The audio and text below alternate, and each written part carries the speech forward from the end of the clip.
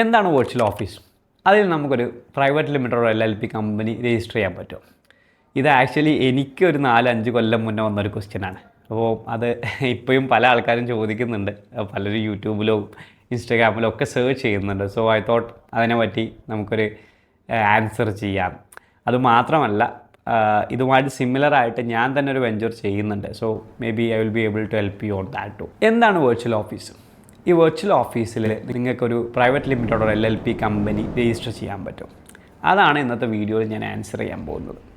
So virtual office എന്നൊക്കെ പറയുമ്പോൾ ആൾക്കാർക്ക് virtual phone number, virtual drive എന്നൊക്കെ പറയുന്ന പോലെ ആൾക്കാർക്ക് ഇതെന്താണ്, ഒരു ക്ലൗഡിലുള്ള എന്തെങ്കിലും സാധനമാണോ എന്നൊക്കെ ചില ആൾക്കാർക്ക് ഡൗട്ടുണ്ട്. ഓക്കെ, അപ്പോൾ എനിക്കും ഒരു 5 വർഷം മുന്നേ ഈ എൻ്റെ കമ്പനി രജിസ്റ്റർ ചെയ്യുന്ന സമയത്ത് ഞാൻ ഒരു CAനെ അപ്രോച്ച് ചെയ്ത സമയത്ത്, കമ്പനി രജിസ്ട്രേഷൻ ചെയ്യുന്ന ടീമിനെ അപ്രോച്ച് ചെയ്തപ്പോൾ അവർ പറഞ്ഞു നിങ്ങൾക്കൊരു രജിസ്ട്രേഷൻ ചെയ്യാനൊരു അഡ്രസ്സ് വേണം.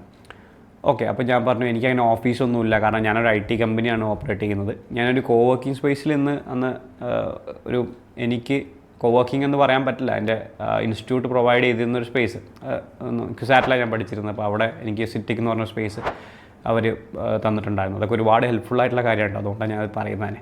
അപ്പം അവിടെ നിൽക്കുമ്പോൾ എനിക്ക് ഒരിക്കലും ആ ഒരു അഡ്രസ്സ് ഒരിക്കലും രജിസ്റ്റേർഡ് അഡ്രസ്സായിട്ട് ഉപയോഗിക്കാൻ പറ്റില്ല. രജിസ്റ്റേർഡ് അഡ്രസ്സ് ആക്കാൻ വേണ്ടി കുറച്ച് പേപ്പർ വർക്ക്സും കാര്യങ്ങളും വേണം.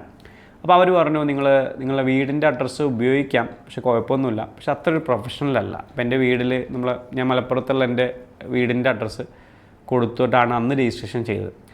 അന്ന് രജിസ്ട്രേഷൻ ചെയ്ത് കഴിഞ്ഞ് ബാങ്ക് അക്കൗണ്ടൊക്കെ എടുക്കുന്ന സമയത്താണ് എനിക്കതിൻ്റെ കുറച്ച് ബുദ്ധിമുട്ടുകൾ ഫേസ് ചെയ്തത്. രജിസ്ട്രേഷൻ ചെയ്യുന്നതിൽ യാതൊരു ബുദ്ധിമുട്ടുമില്ല, ഇപ്പോഴും നിങ്ങൾക്ക് ചെയ്യാം, പക്ഷേ ചില പ്രശ്നങ്ങളുണ്ട്.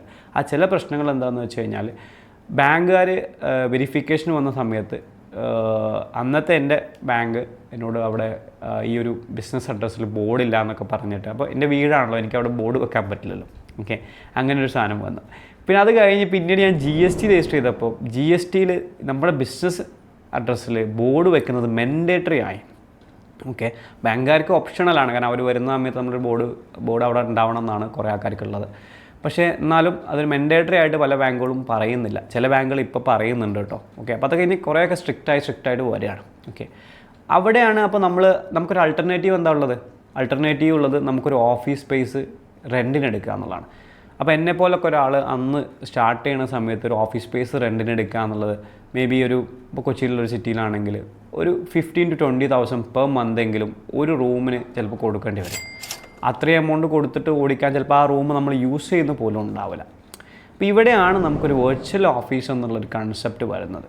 ഓക്കെ, ഇപ്പോൾ വെർച്വൽ ഓഫീസ് എന്നുള്ള കൺസെപ്റ്റ് എന്ന് പറഞ്ഞു കഴിഞ്ഞാൽ, വെർച്വൽ ഓഫീസ് പ്രൊവൈഡേഴ്സ് കൊച്ചിയിൽ ഒരുപാടുണ്ട്. കൊച്ചിയിലുണ്ട്, കോഴിക്കോടുണ്ട്, പല സ്ഥലങ്ങളിലുണ്ട്. ഓക്കെ, അപ്പം ഞാനൊരു കേരളത്തിൻ്റെ സിനാരിയോയിലാണ് ഇതിൻ്റെ ലീഗൽ സൈഡുകളൊക്കെ പറയുന്നത്. ചിലപ്പോൾ സ്റ്റേറ്റ് ടു സ്റ്റേറ്റ് ചെറിയ വ്യത്യാസങ്ങളുണ്ടാവും ഈ ലീഗൽ സൈഡുകൾ. അപ്പം ഈ വെർച്വൽ ഓഫീസിൻ്റെ കേസിൽ ഈ വെർച്വൽ ഓഫീസ് പ്രൊവൈഡേഴ്സ് നിങ്ങൾക്ക് പ്രോപ്പറായിട്ട് എല്ലാ ഡോക്യുമെൻറ്റേഷൻസും കാര്യങ്ങളും നിങ്ങൾക്ക് തരും. ഓക്കെ, നിങ്ങൾ അവിടുത്തെ ഒരു പോസ്റ്റ് ബോക്സൊക്കെ നിങ്ങൾ റെൻ്റ് ചെയ്യുന്ന പോലെ ഒരു ചെറിയ ഒരു സ്ലോട്ട് പോലെ നിങ്ങൾക്ക് റെൻ്റ് തരും. നിങ്ങൾക്ക് ആ റെൻ്റ് അതൊരു വെർച്വൽ അഡ്രസ്സ് ആയിരിക്കും മോസ്റ്റ്ലി. നിങ്ങളുടെ ബോർഡും കാര്യങ്ങളൊക്കെ അവിടെ ഒരു പ്രോപ്പർലി പ്ലേസ് ചെയ്യും. GST പർപ്പസിനാണെങ്കിലും ബാങ്ക് വെരിഫിക്കേഷൻ പർപ്പസിനാണെങ്കിലും നിങ്ങൾക്ക് പ്ലേസ് ചെയ്യും. ഫ്യൂച്ചറിൽ നിങ്ങൾക്കൊരു 1-2 സ്റ്റാഫിനെ ഇരുത്തണമെന്നുണ്ടെങ്കിൽ അവിടെ നിങ്ങൾക്കൊരു പ്രൈവറ്റ് ഓഫീസ് എന്നുള്ള രീതിയിൽ ഒരു ചെറിയൊരു സ്പേസും നിങ്ങൾക്ക് അവിടെ നിന്ന് തന്നെ റെൻറ്റിനെടുക്കാനും പറ്റും. ഇതാണ് ഇതിൻ്റെ ഒരു ഓവറോൾ കൺസെപ്റ്റ്. പിന്നെ നിങ്ങൾക്ക് വലിയൊരു അഡ്വാൻറ്റേജ് എന്ന് പറഞ്ഞു കഴിഞ്ഞാൽ, ഇപ്പോൾ വീടിൻ്റെ പേരിലുള്ള അഡ്രസ്സ് ആകുമ്പോൾ യൂഷ്വലി നമ്മുടെ വീടൊക്കെ ഏതെങ്കിലും ഒരു റെസിഡൻഷ്യൽ ഏരിയയിലായിരിക്കും ഉണ്ടാവുക. അപ്പോൾ റെസിഡൻഷ്യൽ അഡ്രസ്സ് ആയിരിക്കും കമ്പനിൻ്റെ രജിസ്റ്റേർഡ് അഡ്രസ്സ് ഉണ്ടാവുക. കമ്പനിൻ്റെ രജിസ്റ്റേർഡ് അഡ്രസ്സ് പല സ്ഥലങ്ങളിൽ നിങ്ങൾ കൊടുക്കേണ്ട അഡ്രസ്സാണ്. അപ്പോൾ അതൊരു കൊമേഴ്ഷ്യൽ അഡ്രസ്സ് അല്ലാതെ ഒരു ഫീല് വന്നു കഴിഞ്ഞാൽ നിങ്ങൾക്കൊരു റെപ്യൂട്ടേഷൻ ലെവലൊരു സാധനം ഉണ്ടെന്നാണ് ഞാൻ വിശ്വസിക്കുന്നത്. അതൊന്നും മൈൻഡ് ചെയ്യാത്ത ആൾക്കാർക്ക് പ്രശ്നമില്ല. പക്ഷേ ജസ്റ്റ് ഒരു കമ്പനി ചെയ്യുമ്പോൾ നമ്മൾ പല ആൾക്കാരുടെ അടുത്തും ഇൻവോയ്സ് കൊടുക്കേണ്ടി വരും, പല ആൾക്കാരുടെ അടുത്തും പ്രപ്പോസൽ കൊടുക്കേണ്ടി വരും. അപ്പോൾ നമുക്കൊരു നല്ല രജിസ്റ്റേർഡ് അഡ്രസ്സ് കാണിക്കുമ്പോൾ കുറച്ച് വൃത്തിയിലൊരു അഡ്രസ്സ് കാണിക്കുക എന്നുള്ളതും വളരെ ഇമ്പോർട്ടൻ്റ് ആണ്.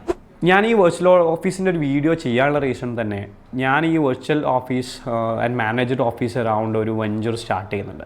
അതിൻ്റെ പേര് കോമൺ സ്പേസ് എന്നുള്ളതാണ്. അപ്പോൾ അതിൻ്റെ ഡീറ്റെയിൽസ് എല്ലാം ഞാൻ താഴെ ഡിസ്ക്രിപ്ഷനിൽ പ്രൊവൈഡ് ചെയ്യാം. കാരണം ഞാൻ തന്നെ ഞാൻ മൾട്ടിപ്പിൾ കമ്പനീസിൻ്റെ ഡയറക്ടേഴ്സാണ്. ഈ കമ്പനീസ് ചിലത് ഫിസിക്കൽ ഓഫീസുണ്ട്, ചിലതിന് വെർച്വൽ ഓഫീസൊക്കെ ഉണ്ട്. അപ്പം എനിക്ക് ഓൾറെഡി എക്സിസ്റ്റിംഗ് വെർച്വൽ ഓഫീസ് പ്രൊവൈഡേഴ്സുമായിട്ട് കുറച്ച് പ്രശ്നങ്ങളൊക്കെ ഫേസ് ചെയ്തിട്ടുണ്ട്. കാരണം അവർക്ക് ഈ രജിസ്ട്രേഷൻ സൈഡിലും അതുപോലത്തെ കാര്യങ്ങളിലൊക്കെ പല ആൾക്കാർക്കും വലിയ നോളജ് ഒന്നുമില്ല. നമ്മുടെ ഞാനൊരു ടീം ബിൽഡ് ചെയ്തെടുത്തു. എന്നിട്ട് അതിൽ ഒരു കമ്പനി വരികയാണെങ്കിൽ ഇപ്പം കൊച്ചി ആൻഡ് അറൗണ്ട് അല്ലെങ്കിൽ കാലിക്കറ്റ് അറൗണ്ടുള്ള നല്ല CSO നമ്മൾ ചെറിയൊരു ടൈപ്പ് ഉണ്ടാക്കിയിട്ടുണ്ട്. അപ്പോൾ അതുകൊണ്ട് തന്നെ ഇവർക്ക് എന്താണ് എക്സാക്ട്ലി ഇവർ റിക്വയർമെൻ്റ് എന്ന് മനസ്സിലാക്കിയിട്ട് അവരെ കമ്പനി രജിസ്റ്റർ ചെയ്യണം. അവർക്ക് LLP വേണം, പ്രൈവറ്റ് ലിമിറ്റഡ് വേണം, അവർക്കൊരു ബാങ്ക് അക്കൗണ്ട് വേണം. ഈ എൻഡ് ടു എൻഡ് പ്രൊസീജിയറിൽ ഫുൾ അവരെ സപ്പോർട്ട് ചെയ്യുക എന്നുള്ളതാണ് നമ്മൾ ഈ ഒരു കോമൺ സ്പേസിൻ്റെ ഇതുകൊണ്ട് ഉദ്ദേശിക്കുന്നത്. അത് പല കമ്പനീസും നമുക്ക് മാനേജ്ഡ് ഓഫീസ് എടുക്കുന്നവരുണ്ട്, അതേപോലെ വെർച്വൽ ഓഫീസ് എടുക്കുന്നുണ്ട്. ഇതിനൊക്കെ നമ്മൾ അതിൻ്റെ സൗകര്യം പ്രൊവൈഡ് ചെയ്യും. കാരണം ഒരു കമ്പനി നിങ്ങളൊരു ഡിജിറ്റൽ കമ്പനിയാണെന്ന് വിചാരിക്കുക. അപ്പോൾ അതിൽ നിങ്ങൾക്ക് ഫസ്റ്റ് ലെവൽ വേണ്ടത് ഏറ്റവും ഫസ്റ്റ് പ്രൊസീജിയർ ഇതിന് സ്റ്റെപ്പായിട്ട് ഞാൻ പറയുകയാണെങ്കിൽ ഫസ്റ്റ് സ്റ്റെപ്പ് വേണ്ടത് ഈ ഓഫീസുമായിട്ട് ഒരു ലീസ് എഗ്രിമെൻ്റാണ്. ഈ ലീസ് എഗ്രിമെൻറ്റ് ഞങ്ങൾ നിങ്ങൾക്ക് പ്രൊവൈഡ് ചെയ്യും. ഇത് നിങ്ങൾ ഏത് കമ്പനിയായിട്ട് ചെയ്യുകയാണെങ്കിലും നിങ്ങൾക്കിത് എൻഷുർ ചെയ്യാം കേട്ടോ. കാരണം അത് നമ്മുടെ അടുത്ത് നിന്ന് മാത്രം നിങ്ങൾ സർവീസ് എടുക്കണമെന്ന് ഒരിക്കലും നമ്മൾ പറയുന്നില്ല. ഓക്കെ, അപ്പോൾ ഫസ്റ്റ് തിങ് നിങ്ങൾക്ക് വേണ്ടതൊരു ലീസ് എഗ്രിമെൻ്റാണ്. സെക്കൻഡ് തിങ് നിങ്ങൾക്ക് കമ്പനി രജിസ്റ്റർ ചെയ്യണമെന്നെങ്കിൽ ഒരു NOC അവരുടെ അടുത്ത് വേണം. ഈ ഓണർ അടുത്ത് നിന്ന് NOC ആവാം, അല്ലെങ്കിൽ ഈ വെർച്വൽ ഓഫീസ് പ്രൊവൈഡർ അടുത്ത് നിന്ന് നിങ്ങൾക്കൊരു NOC വേണം കമ്പനി രജിസ്റ്റർ ചെയ്യുന്നതിന്. കുഴപ്പങ്ങളൊന്നുമില്ല എന്നുള്ളത്. തേർഡ് നിങ്ങൾക്ക് വേണ്ടത് അവരെടുത്തുന്ന ഒരു യൂട്ടിലിറ്റി ബില്ലാണ്. നിങ്ങൾ ഉപയോഗിക്കാൻ പോകുന്ന അഡ്രസ്സിൻ്റെ ഒരു യൂട്ടിലിറ്റി ബില്ല് വേണം. ഈ 3 കാര്യങ്ങളും വെച്ചിട്ട് നിങ്ങൾ നോർമലി നിങ്ങൾക്ക് കമ്പനി രജിസ്റ്റർ ചെയ്യുന്ന ഏത് രജിസ്ട്രേഷൻ പ്രൊവൈഡർ ആയാലും സപ്പോർട്ട് ചെയ്യുന്ന ആൾക്കാരുണ്ടാവുമല്ലോ, CSൻ്റെ ഒക്കെ ഓഫീസേഴ്സ്, അവരെടുത്ത് നിങ്ങൾ ഈ 3 കാര്യങ്ങളും കൊടുത്താൽ നിങ്ങളുടെ കമ്പനിയുടെ ഇൻകോർപ്പറേഷൻ നിങ്ങൾക്ക് ചെയ്യാൻ പറ്റും. അത് യൂഷ്വലി ഒരു 10 to 15 days ഒക്കെ എടുക്കും. ഡിപ്പെൻഡ്സ് ഓൺ നിങ്ങൾക്ക് DIN-ഉം DSC ഒക്കെ ഉണ്ടോ എന്നനുസരിച്ച്. DIN-ഉം DSC ഉണ്ടെങ്കിൽ കുറച്ചും കൂടി സമയം ചിലപ്പോൾ എടുക്കും, ഇല്ലെങ്കിൽ. ഓക്കെ, എന്നിട്ട് ഈ DIN-ഉം DSC എന്ന് പറഞ്ഞു കഴിഞ്ഞാൽ ഡയറക്ടർ ഐഡൻറ്റിഫിക്കേഷൻ നമ്പറും പിന്നെ ഡീറ്റെയിൽ സിഗ്നേച്ചറൊക്കെയാണ്. അതൊന്ന് ജസ്റ്റ് സെർച്ച് ചെയ്താൽ നിങ്ങൾക്ക് അതിൻ്റെ ഡീറ്റെയിൽസ് നിങ്ങൾക്ക് കിട്ടും. അടുത്ത സ്റ്റെപ്പ് നിങ്ങൾക്ക് വേണ്ടത് എന്താണെന്ന് വെച്ച് കഴിഞ്ഞാൽ ഈ കമ്പനിക്ക് GST രജിസ്ട്രേഷൻ നിങ്ങൾക്ക് വേണ്ടി വരും. നിങ്ങൾ GST രജിസ്ട്രേഷൻ മാൻഡേറ്ററി എടുക്കുന്ന സെഗ്മെൻ്റ് ആണെങ്കിൽ, അല്ലെങ്കിൽ നിങ്ങൾക്ക് ഒരു ട്രാൻസാക്ഷൻ ആവുന്ന സമയത്ത് നിങ്ങൾക്ക് GST എടുക്കേണ്ടി വരും. ഈ 2 സ്റ്റേജിലും GST ഒക്കെ കിട്ടണമെന്നുണ്ടെങ്കിൽ കുറച്ചും കൂടി നിങ്ങൾക്ക് അവിടെ കാര്യങ്ങളുണ്ട്. അതായത് പ്രോപ്പറായിട്ട് നിങ്ങളുടെ ഒരു ബോർഡ് ആ ഒരു പ്ലേസിൽ ഉണ്ടാവണം. അവരവിടുന്ന് ഫിസിക്കലി വെരിഫിക്കേഷൻ ചെയ്യും. ഈ കാര്യങ്ങൾക്കൊക്കെ നിങ്ങളുടെ virtual office provider, especially common space, നിങ്ങളെ ഫുള്ളി സപ്പോർട്ട് ചെയ്യുന്നതായിരിക്കും. പിന്നെ തേർഡ് തിങ് നിങ്ങൾക്ക് വേണ്ടത് ബാങ്ക് അക്കൗണ്ടാണ്. ഈ ബാങ്ക് അക്കൗണ്ടിൻ്റെ കേസിലും നിങ്ങൾക്ക് സെയിം തിങ് ഉണ്ട്. ബാങ്കിൻ്റെ ഭാഗത്ത് നിന്ന് വെരിഫിക്കേഷൻസ് ഉണ്ടാവും, ലൊക്കേഷൻ വെരിഫിക്കേഷനും കാര്യങ്ങളുണ്ടാവും. ഇതിൻ്റെ ഫുൾ സപ്പോർട്ടും കോമൺ സ്പേസ് നിങ്ങൾക്ക് പ്രൊവൈഡ് ചെയ്യും. അല്ലെങ്കിൽ നിങ്ങൾ ഏതാണോ വെർച്വൽ ഓഫീസ് പ്രൊവൈഡർ എടുക്കുന്നത് അവർ നിങ്ങൾക്ക് പ്രൊവൈഡ് ചെയ്യണം. ഇനി കോമൺ സ്പേസിന് മാത്രമായിട്ടുള്ള കുറച്ച് അഡീഷണൽ അഡ്വാൻറ്റേജസ് എന്താ വെച്ച് കഴിഞ്ഞാൽ, ഞാൻ ഈ ഒരു റീസൺ കൊണ്ടാണ് മെയിൻലി ഞാൻ ഇങ്ങനെ ഒരു വെഞ്ചർ ഞാൻ സ്റ്റാർട്ട് ചെയ്യാനുള്ള കാരണം. ഓക്കെ, കാരണം അതിൽ ഒരു കംപ്ലയൻസസ് ലെവലിലൊന്നും നമുക്ക് എന്തൊക്കെ കാര്യങ്ങളാണ് വേണ്ടത് എന്നുള്ളതൊന്നും നമ്മളിപ്പോഴുള്ള ഈ വെർച്വൽ ഓഫീസ് പ്രൊവൈഡേഴ്സിന് അറിയില്ല. അപ്പോൾ നമ്മൾ ആക്ച്വലി ഒരു കംപ്ലയൻസസ് ടീം തന്നെ നമ്മൾ ഇൻ ഹൗസ് വെച്ചിട്ടുണ്ട്. അപ്പം നിങ്ങളെ എല്ലാ കാര്യങ്ങളും നിങ്ങൾ CSൻ്റെ അടുത്ത് പോയിട്ട് ചോദിക്കേണ്ട ആവശ്യമില്ല. കുറച്ച് കാര്യങ്ങളൊക്കെ നമുക്ക് തന്നെ നിങ്ങളെ സപ്പോർട്ട് ചെയ്യാൻ പറ്റുന്ന രീതിയിൽ. പിന്നെ സെക്കൻഡ് ലെവലിൽ ഈ ഓൺലൈൻ ബിസിനസ് ചെയ്യുന്ന ആൾക്കാരാണ് കൂടുതലും നമ്മുടെ അടുത്ത് വന്നിട്ട് ഈ കാര്യങ്ങൾ ചെയ്യുന്നത്. അപ്പോൾ ഓൺലൈൻ ബിസിനസ് ചെയ്യുന്നവർക്ക് ഒരു പേയ്മെൻറ്റ് ഗേറ്റ്വേയുടെ അപ്രൂവൽ വേണ്ടി വരും. ഓക്കെ, അതുമായിട്ട് ബന്ധപ്പെട്ട കുറേ കാര്യങ്ങൾ വേണം. അപ്പോൾ ഇതിനൊക്കെ നമ്മൾ ഓൾറെഡി ഒരു പ്രീവിയസ് IT ബാക്ക്ഗ്രൗണ്ടുള്ള കമ്പനി ആയതുകൊണ്ട് അവർക്ക് പേയ്മെൻറ്റ് ഗേറ്റ്വേ സെറ്റ് ചെയ്യാനും അവരുടെ വെബ്സൈറ്റ്സ് സെറ്റ് ചെയ്യാനും പിന്നെ വെർച്വൽ ലാൻഡ് ലൈൻ നമ്പേഴ്സ് ഉപയോഗിക്കാനും. ഇപ്പോൾ കൊച്ചിയിലൊക്കെ നിങ്ങൾക്ക് കൊച്ചി അഡ്രസ്സിലുള്ള ഒരു വെർച്വൽ ലാൻഡ് ലൈൻ നമ്പർ നമുക്ക് പ്രൊവൈഡ് ചെയ്യാൻ പറ്റും. ആ നമ്പറിലോട്ടൊരു കോൾ വന്നു കഴിഞ്ഞാൽ ആ കോള് ഡയറക്റ്റ്ലി നിങ്ങളുടെ ഫോൺ നമ്പറിലോട്ട് റീഡയറക്റ്റ് ചെയ്യും. അപ്പം നിങ്ങളൊരു കസ്റ്റമർ വിളിക്കുമ്പം അവർക്കൊരു ലാൻഡ് ലൈൻ നമ്പറിലോട്ട് കോൾ ചെയ്യുന്ന പോലെയാണ് ഉണ്ടാവുക. നിങ്ങൾക്കതൊരു മൊബൈലിൽ നിന്ന് കോൾ വരുന്ന പോലെ നിങ്ങൾക്ക് കിട്ടുകയും ചെയ്യും. ഇങ്ങനെയുള്ള കുറേ ഫെസിലിറ്റീസും കൂടി ഞങ്ങൾ ഇതിൽ ആഡ് ഓൺ ആയിട്ട് പ്രൊവൈഡ് ചെയ്യുന്നുണ്ട്. സംഭവം ഈ വീഡിയോ ഒരു ആഡ് പോലെയൊക്കെ ആയിട്ടുണ്ടെന്ന് എനിക്കറിയാം. ഓക്കെ, ഞാൻ എൻ്റെ തന്നെ ഒരു വെഞ്ചറിനെ പ്രൊമോട്ട് ചെയ്തിട്ടുണ്ട് ഇതിൽ. പക്ഷേ ഇതിൽ നിങ്ങളെന്താ ചെയ്യേണ്ടതെന്ന് വെച്ച് കഴിഞ്ഞാൽ നിങ്ങളെല്ലാ ഓപ്ഷൻസും എക്സ്പ്ലോർ ചെയ്യുക. ഇതിൽ നമ്മൾ ആസ് എ കമ്പനി നമുക്ക് ഓൺലൈൻ ബിസിനസ്സിനെ നമുക്ക് കൂടുതൽ സപ്പോർട്ട് ചെയ്യാൻ പറ്റും. കാരണം നമുക്ക് അതിനുള്ള ബാക്ക്ഗ്രൗണ്ട് ഉണ്ട്. നമുക്ക് പേയ്മെൻറ്റ് ഗേറ്റ്വേ പ്രൊവൈഡേഴ്സുമായിട്ടുള്ളൊക്കെ നമുക്ക് കണക്ഷൻസ് ഉണ്ട്. ബാങ്കുമായിട്ട് നമുക്ക് ഓൾറെഡി കണക്ഷൻസ് ഉണ്ട്.